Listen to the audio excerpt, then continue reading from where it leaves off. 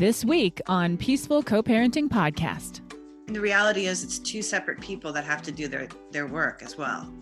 Their only common denominator is raising the children, but then they have to do their own work, meaning have compassion for yourself, figure out why you are reactive, figure out how to love yourself again, figure out how to find who you are again. Like that's those individual. And I love that, but their primary work should be their kids. That's their only job. And I think it all kind of feeds into each other. The personal work is equally as important, in my opinion. Welcome to Peaceful Co-Parenting Podcast, where we discuss strategies and tips to improve your co-parenting situation, especially if it's high conflict. I'm Bianca Balogh, co-parent, mother, and entrepreneur, creator of Peaceful Co-Parenting Messenger app, and believer in turning challenging situations into something positive. This week, we're joined by Jenny Ward, and we're talking about taking the ego out of co-parenting, your identity as a person and as a parent, and taking care of you so you can take care of your children and everything else on your plate. So much to talk about today, and I'm super excited to have Jenny with me. Hi, Jenny. Hi, thank you for having me. I really appreciate it. Thanks for being here. So let me tell our listeners a little bit more about you. Jenny Ward is a divorce coach and consultant. She is a mediator, a parenting coordinator, and a yoga and mindfulness coach. Wow, you offer such a great collection of services and that are all kind of uniquely connected. Can you tell our listeners a little bit more about you? Yeah, I do think they're connected because in terms of conflict or adversity or things that are really hard and messy and complicated, which life is, pretty much, we can count on that. Mindfulness and yoga have helped me navigate all that. But in particular, really like teaching it to kids, because I think when you learn these things earlier on in life, they kind of become your go-to. I started in my 20s. I wish I started when I was 10. So I would be able to go, oh, it's time to, maybe take a break and time in and do some breathing or, So I think it's just one, avenue of tools to use when we're going through things that we can't control or things that are super hard or grief and loss. It's also good to do when life is great. So it's equal opportunity. Good to do anytime. And those are great coping skills. I feel the same way of I'm learning so much later in life. Then I always think to myself, man, I wish I knew this earlier. So I could have done it better, but hey, it's never too late, right? Correct. It's never too late. All right. So I'm so excited about the topic today because we're going deep.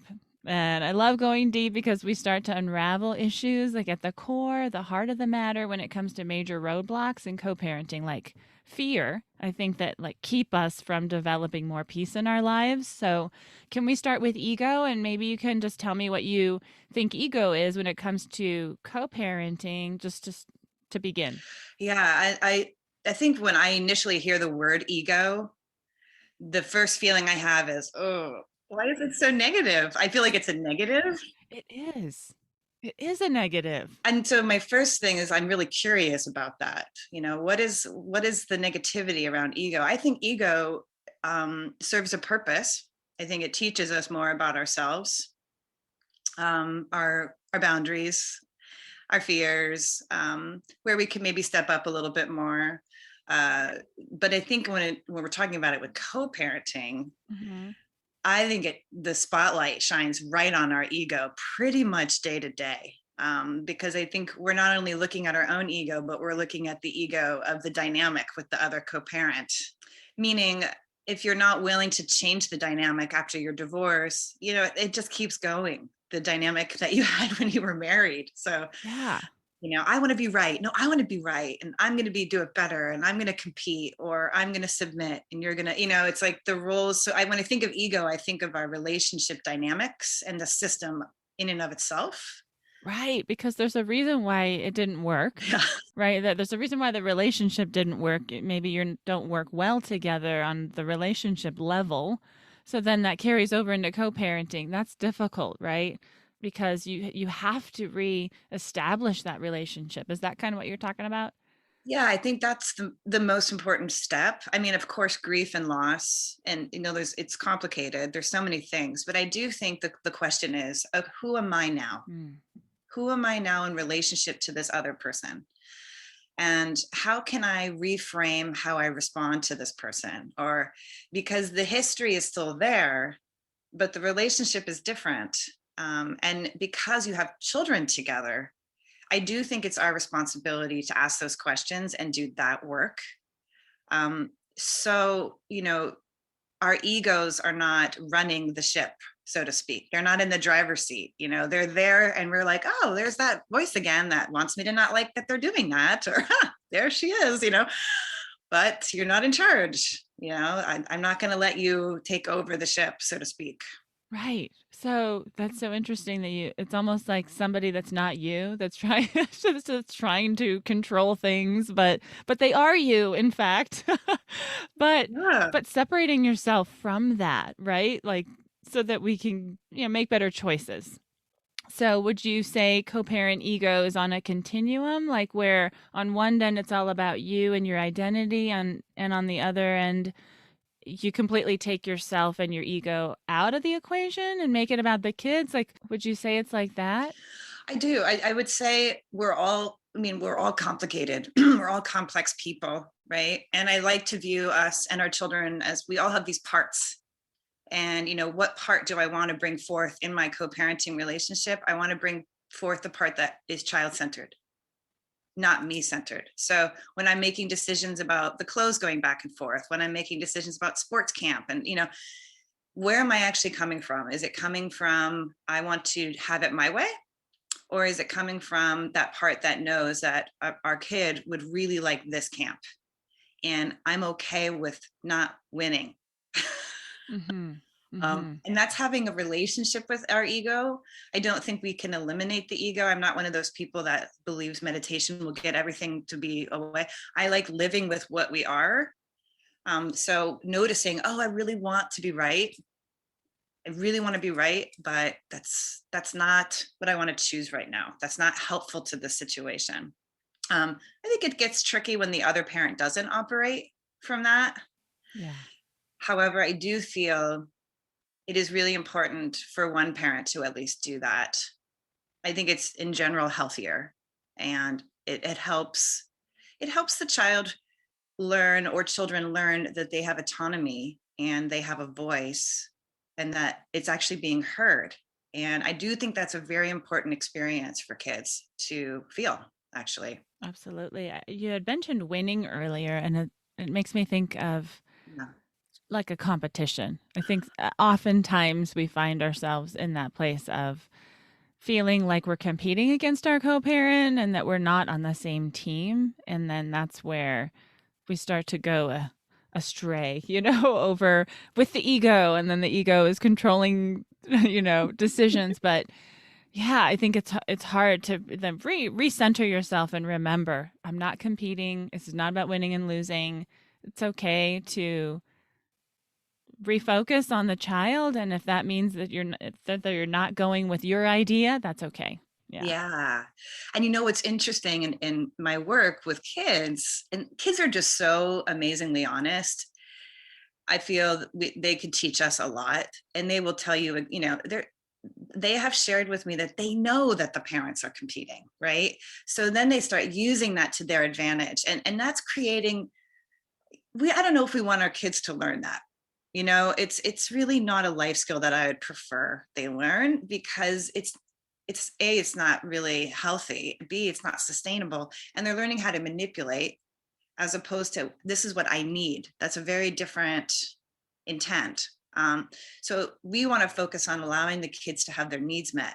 And that, I feel like as a parent, that's our job, and if we can't do it, it's not because we haven't tried, or, but to really hear and honor that they have their own individual needs that are separate of the two people that are like, I want to, there's that one person in the center that's like, hey guys, what about me? So that's where I think it gets tricky with the dynamic. Kids are very in tune with that. Yeah, it is tricky. It's complicated, as you said. Tell me about your work with kids.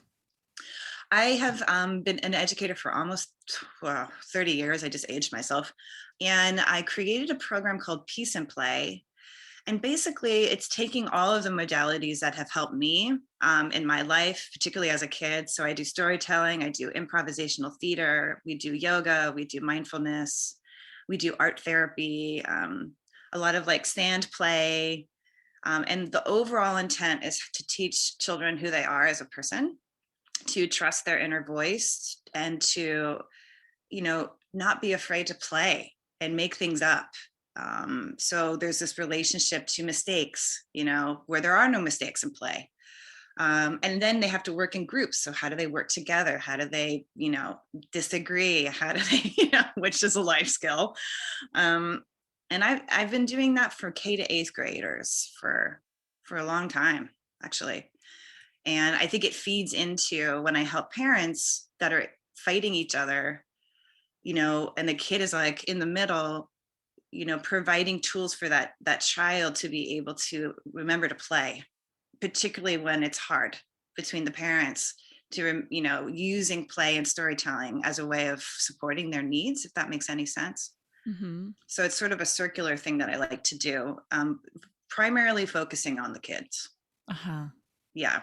Interesting. That's great. Let's bring it back to the ego and kind of finish up with that a little bit before we move on to some other really interesting in-depth topics. But I was thinking a lot about ego, and I was having a hard time defining it and being like, what is ego? I think, when we start to believe that our thoughts and opinions are the truth and that there are no other truths, I feel like maybe it's an inflated ego of ourselves, as if we are the end all be all. Our voice is like the only one that matters, kind of a thing. I don't know. What do you think? I just love this discussion. I do too. I think it's super interesting because we all have this. We all have an ego. So it's like the one thing we all have in common. And, I think what matters for me is, what is my relationship to my ego?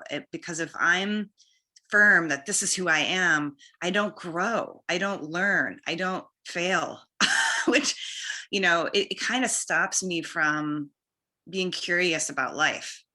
And I do find it's more rigid. Mm-hmm. And those types of people, I'm not one of those types of people. But I do work with people that are very rigid in their ego. I think it comes from fear. I'll be honest with you. I think, really being committed to this is who I am I look at that with a lot more compassion. The older I get, I feel, what is it about that scares them? Maybe that they're not aware of. Maybe they're, been told that they can't be anything but this, and from their childhood. So I really am growing into more of the mindfulness practice of really holding space with compassion for those people, and maybe nudging them a little bit, going, I'm just wondering if you tried this, it's okay if you don't get it right, or, it's not changing who you are. You're still, you're still right. But I'm just curious, or because I think there is something underneath it, which is usually fear. Mm-hmm. And that's why people hold really tight to their ego where it's inflated. There's something, it's like a protection. Right. Element. Yeah. And I do think when in co-parenting, especially in the early days, there's a lot of fear. Yeah. There's a lot of fear around, who am I as a person, as a parent? Who am I going to lose my kids? How is this impacting them? There's so much fear that I think it can be hard to be that flexible. Like, yeah. Oh, I'm going with the flow. I'm just going to let this happen. It's like, the fear just like shuts that down. Totally. And, I think society, I'm willing to be wrong, but I think society kind of encourages that in terms of being divorced. I mean, I'm divorced. There's this, in my experience, when I was going through it, there's this kind of negative stigma around divorce in general, and it's conscious and subconscious, right? So we already feel that, which kind of doesn't help our fear. And then, we're stepping into having a different relationship with this other person. We still are grieving and still don't like, because if we did, we would be married. So there's an additional step to fear. And then we have to figure out, who am I with this time that I don't have with my kid? Like, am I still a parent? Right. So there's all these subsets that are really adding to the fear. piece. And I have compassion for that. That's a lot Mm-hmm. to navigate. How do you help parents redefine themselves? Do you work with them on that kind of a level when you're a parenting coordinator? I do. We talk a lot about active listening, and I'm going to say this, but it's going to sound like I'm not coming from a negative place when I share this. I feel I use the tools that I work with children in terms of mediation, in terms of conflict resolution, excuse me, in terms of active listening, and I bring that to adults. And I think the more I do that, the more I'm realizing we don't have the tools as adults. We never were taught this. Meaning, how do I actually sit and listen to someone say things that I don't agree with and I have a history with, and not say, but that's not true, or jump in, or how can I be present for another person's experience and not react and defend? And then how can, so it's a practice of that. So I literally say, you're going to sit here and you're going to listen. And then you're going to, and it's really directing the scene, so to speak, so they can experience that they're still okay. The world hasn't ended. And and maybe there's a question after that, like, what are you actually needing in this situation? I'm needing him to listen to our kids' medical needs. Got it. Okay, so you find the nugget. Okay, that's what you need. And then what do you need? And so all of the other stuff, he, she is just sort of their pain. And then what do we get? What's the core of what your kid needs? They need you to sign up for soccer. Okay. Then you get there. Yeah.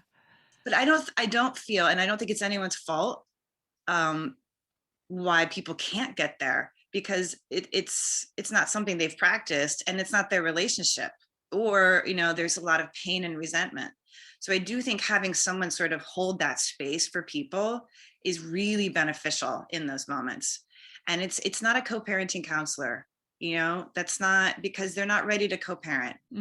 Not there yet. Yeah, they're not there yet. When you go to court, the judge is like, go to co-parenting counseling. And I'm like, oh, are you sure about that? Just, it's too soon. Is that what you're saying? Too soon for counseling. Let's just get through this part. Yeah. And the reality is, it's two separate people that have to do their work as well. Yeah. Their only common denominator is raising the children, but then they have to do their own work, meaning have compassion for yourself, figure out why you are reactive, figure out how to love yourself again, figure out how to find who you are again. Like, that's those individual.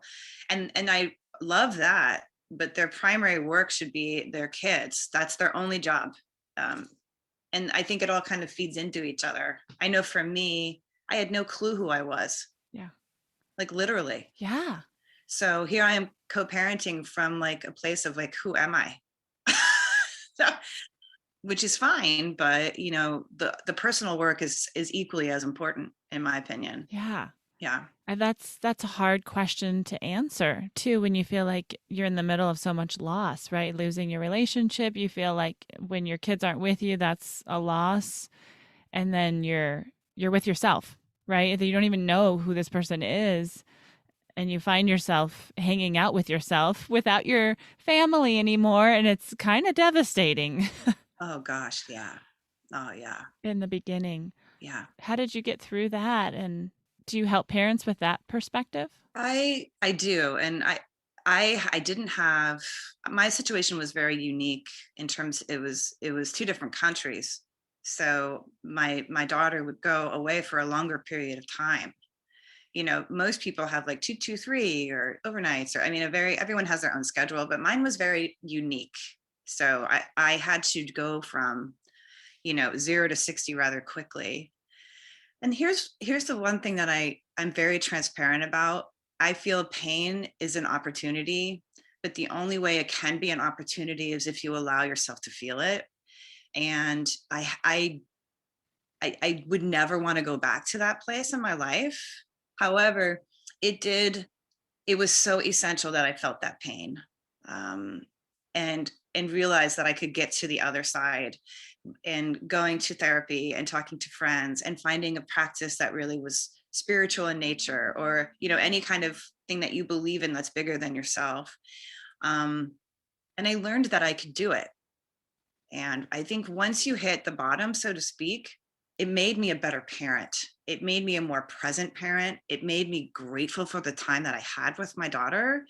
I think that's a different perspective. And I still feel that to this day. 15 years later, I still value my time with her.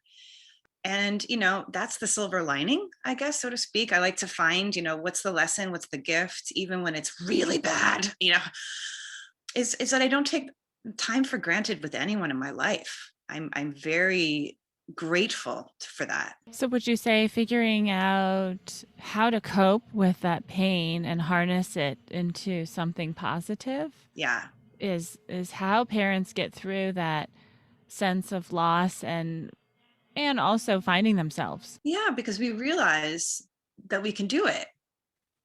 So often we don't want to feel certain things because we don't know if we'll get to the other side, or it's just too hard, or we're not strong enough. But we are strong enough. And in fact, we're even stronger.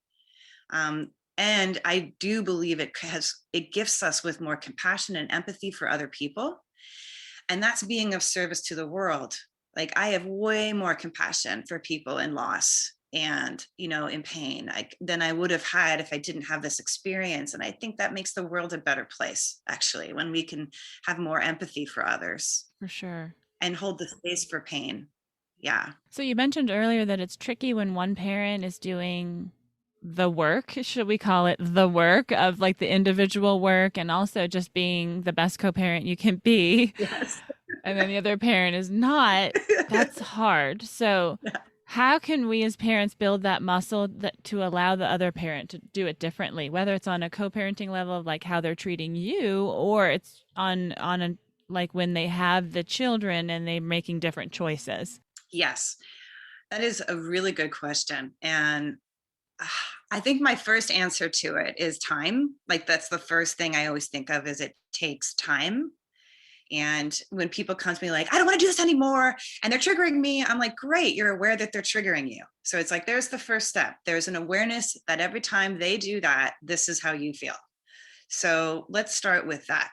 What can we do with that information that will cause you to be less reactive? So what are the 3 things you can ask yourself? Is this an emergency? Do I really need to try and control this? Is this personal? And, answer those questions. You need to allow people to be who they are. And when they're being who they are, they're consistently showing you that's who they are, that's data. That's what I like to neutralize it, because it's a personal trigger, or it's a trigger from their marriage. Or maybe there's been a lot of abuse. I get all of that. I want to remove the trying to change and control piece, because it takes so much energy. Right. I can't believe they're doing this. It's like, well, they always do that. So I'm more of like, this is who they are. It's your responsibility now to take care of yourself with that data, because you doing this, I can't believe is not taking care of yourself. Right. And they're going to do it. Sometimes they even like that it's making you do this. Right? Yeah. They're like, ooh, yeah. Yes. Right. In fact, if you stop doing this, right, like getting upset, exactly, then they might stop doing that. So I look at I'm like, you are responsible to change this dynamic. When I turn it into, you are powerful enough to stop this, because once one person stops it, there's no dynamic. So I like to put, it's more of like, let's do this. Let's empower you. Let's find a way for you, because you're capable of going, I will no longer join that circus. It is not my circus. I'm going to focus on this, and they will be doing that, even when it's painful and annoying, and they're using the kids as pawns, or I'm still going to focus on this, because that's theirs. More often, I'm going to be very honest, I'm a recovering codependent. Like, I am just like, I want to take care of everything. I want to be responsible for everyone's feelings. So, that was my work, was boundaries. That's boundaries. You can't leave home without them. Like, that's it. Yeah, I love it. You have to have boundaries. Like, this is a boundary for me. I'm not going to cross it. I'm not going to get involved in that. And I'm going to choose to focus on the doctor's appointment, but none of the other stuff. Like, it's really being very clear about your boundaries. Clear and consistent. Yes. I have found the same thing. And you learn that is the ticket. Well, one of the pieces of the puzzle to more peace is boundaries. Yeah. Mm-hmm. They can be so hard, because I don't want to be the bad guy. And I'm like, now I have to hold the boundary, like set this limitation. I laid it out. Boundary was crossed. Now I've got to move on to what I said I would do or whatever, Yeah. So when it comes to letting go of control, what questions can we ask ourselves to pick our battles with our co-parent? What is the intent of why I'm doing this? Is this my need being met, or is it the needs of the child? Yeah. Am I trying to be right here? Yeah. Am I trying to be heard? Because all of those things are basic human needs, but we tend to act them out in situations where they're not really necessary. Mm-hmm. Putting them in every scenario that yeah. Like, it's not really applicable in this moment. Let's pick a dentist. So, just noticing those parts of you that need something, and see if this is the time to do that. It's also really tricky if you have someone that's just very oppositional in nature, that really won't work with you, doesn't hear you, and those co-parenting dynamics. That's when you have to recognize, this is who this person is, and this is how I'm going to be with this person. Yeah, I'm glad you brought that up, because we're kind of back to that question of, you're doing the work, you're trying to be different, better, whatever. And then if the other side isn't also looking inward and trying to ask them those same questions, but maybe coming at you with negativity or attacking you, it's hard to stay centered. You can only have control of yourself. And, it's radically accepting two things. And this is my journey. It was radically accepting that this was the other person, and also radically accepting that I chose to marry this person. I think that's also a really important piece of the puzzle, because that's where compassion comes in. That's where you learn about yourself. That's where you learn about what you worked, what doesn't work, self-worth, love in general. And I think both are important, because to move forward, you want to be able to take what didn't work and apply it to not doing it again for yourself. I also think, as a parent, you're modeling how you want to be in this relationship with this type of person, and kids are going to watch that.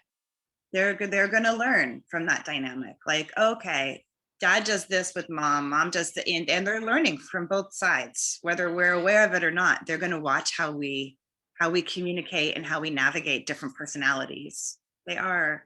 And, I always share this with my students when they're like, well, I don't like how they're doing this. I'm like, this is a really good opportunity for us to learn how to be with people that are different than us. And now we're grown-ups, and this is a good opportunity to learn how to be with someone that's different than us, and maybe not even nice to us, and maybe says mean things to us. We still need to learn how to be in that and take care of ourselves. And I think it's an opportunity, actually, but it's not an easy one. What other practices outside of co-parenting do you think could help us in limiting our ego and letting go and accepting? Yeah, I think being of service is actually a really nice practice in understanding perspective. And there's nothing more than being with people that might not have as much as I have, or volunteering in a domestic violence, women's shelter, going there, and, understanding that we all have our egos, but we're also really human and connected and love. So it's really forming a different relationship to myself. And I think when you're of service, it kind of naturally happens. You realize we're all interconnected. And to me, that softens our ego. As a divorce coach and a parenting coordinator and a mediator, what's next for you? I'm really, really, really excited about the parent coordinator piece. It's very up and coming. It's extremely popular in California, but I would love it to get a little bit more awareness in family courts across the country. And the reason I like it is that I'm like a referee, so to speak, and it keeps parents out of court. for the most part. And they send information to me about what they want, and then I make a recommendation. So it also empowers both parents to learn how to communicate. And, and we practice those skills. Like why don't you say I statements? And so it's really reestablishing the dynamic. And I think that's so important at that juncture, to reestablish the dynamic. But the primary focal point is the kid or the children. And I'm super excited about that. I feel that's needed. I feel it's lacking. And I think it's overall more sustainable than going to court and using the court. And it's just not child-centered. It's not the court's fault. It's just not what they do. So I'm excited about that. Do the parents pay you for that service, or is it the courts that pay you? The parents pay me for the service, and usually the agreement is for a year. So I really establish the patterns of cooperation. I can't make any custody changes. So there's already a custodial plan in place, but I hold both parents accountable. And if they're not able to make decisions, I make a decision for them.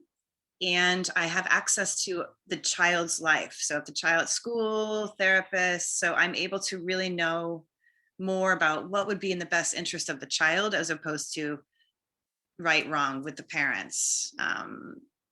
So I really, really appreciate it, and I'm really excited about it. Thanks so much, and bringing your wonderful advice to our listeners. Everything that we discussed will be in the show notes. If there's some links to some information, and certainly information about Jenny Ward will be in the show notes. Thank you for inviting me. I appreciate it. Thanks for joining us this week on the Peaceful Co-Parenting Podcast. I hope the time was well spent and you got a lot out of the episode. If so, please rate and review the podcast. I would really appreciate it.